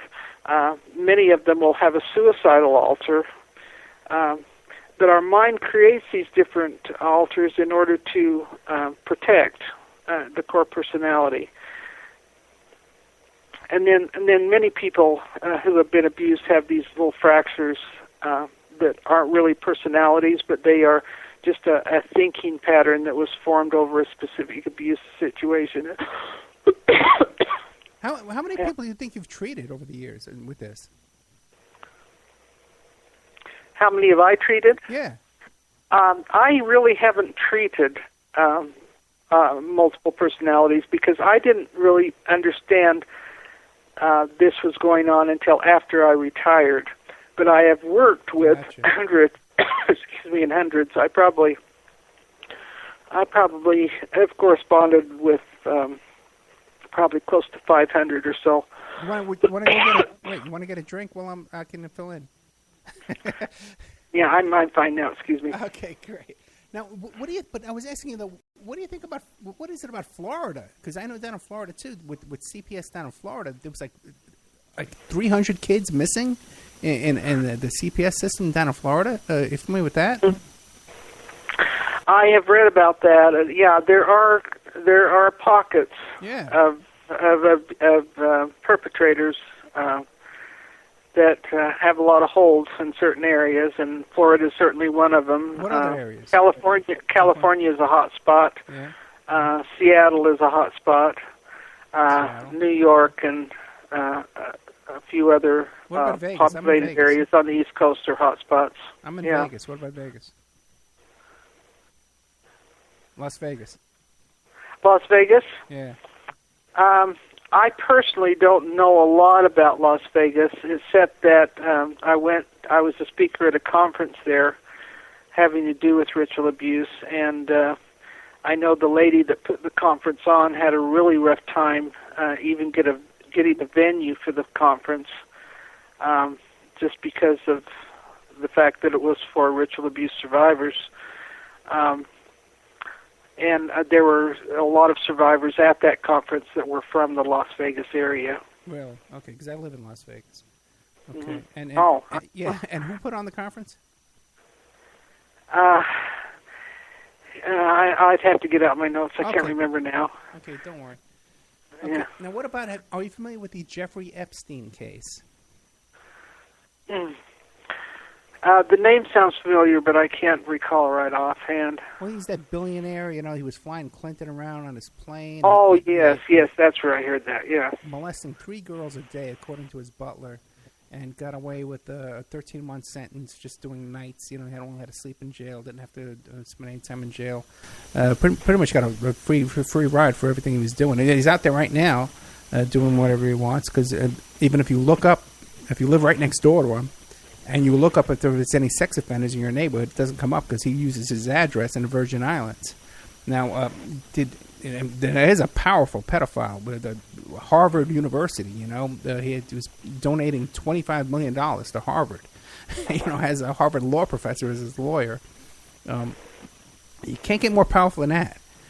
You know. No. Yeah. Yeah. And so, but did you run across that case? No.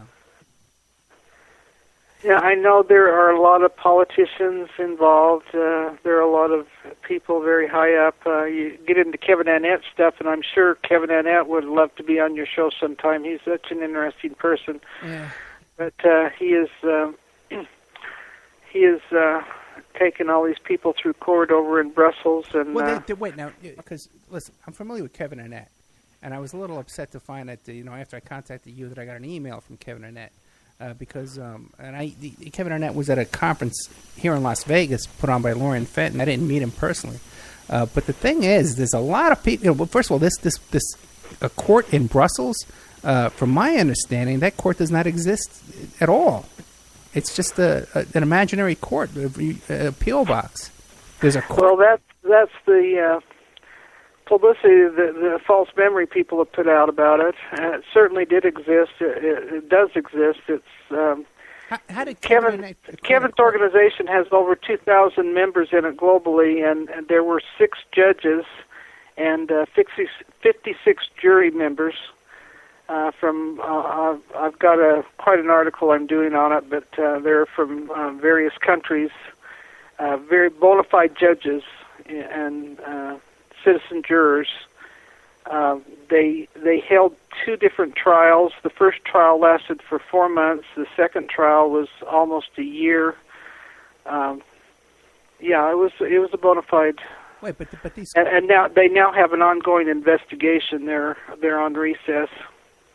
But these courts and trials created by Kevin Annett, they have no authority by any jurisdiction. They have no police power. They have no authority to create laws or to impose sentences or anything, do they?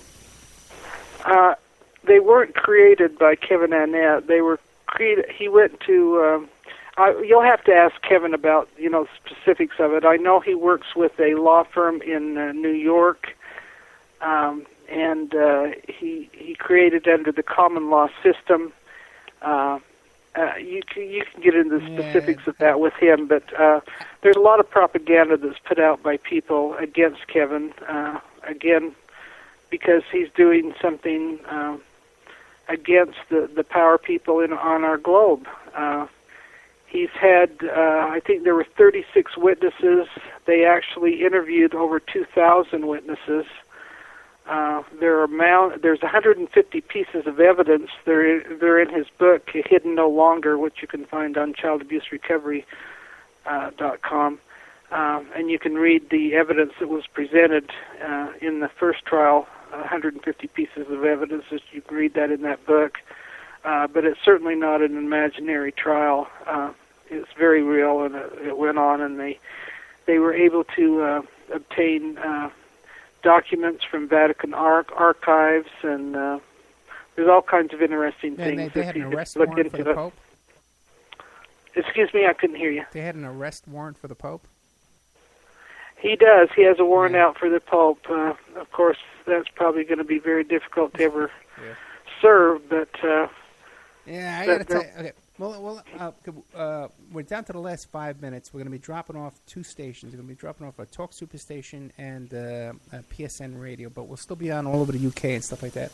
So in this last 5 minutes, what would you like to tell people about yourself and how they could find you? And we'll be taking calls. If you want to stay for the next hour, we'll be taking calls at 702-605-4894. That's 702-605-4894. And my Skype is ed.opperman. You can Skype in, too. But as we lose those two stations, how can people find you? What do you want to tell people about yourself? I would just like to say that it's so important that you start to do your own research on ritual abuse of children. It is going on all around us. There are children all around you who are being ritually abused. We need to identify those children and try to help them. They obviously can't help themselves. The whole purpose of Jenny writing this book, and we spent 20 years writing it, was to expose this ritual abuse that's going on. Can you imagine going through the horrors that Jenny went through, and then when she finally gets her books published, having people saying, "Oh, that didn't happen to you. That couldn't have happened to you." You know, these survivors not only are abused all throughout their childhood, but they're abused in adulthood when their neighbors and friends won't even believe, that they have been abused. We're not going to solve this problem unless we quit denying that it's going on. You can read the book, 22 Faces, and we read the first 3 chapters of it on our website, 22faces.com. And if you go into childabuserecovery.com, you can sign the petition. I would really urge listeners to sign this petition. We're trying to get another investigation of the CIA mind control of children. And this petition, go in there and read it. Read some of the comments by these survivors, especially in the first 50 comments. It really wakes you up to what's going on in this world. Also on child abuse recovery is some of the articles I've written about the International Common Law Court of Justice over in Brussels. They are doing a fantastic job. These are people that have been threatened by the mafia for the very fact that they have held court hearings and listened to survivors and listened to their stories of child sacrifices and torture and all the things that's going on across the globe. And yet they are being pursued and being tormented just because they're trying to expose the truth. We as a population need to understand that this is going on and try to do something about it. Otherwise, you're contributing to the problem. I really appreciate the opportunity of going on this program and being able to talk about this. I would be happy to stay and answer any questions that anybody would like to ask me.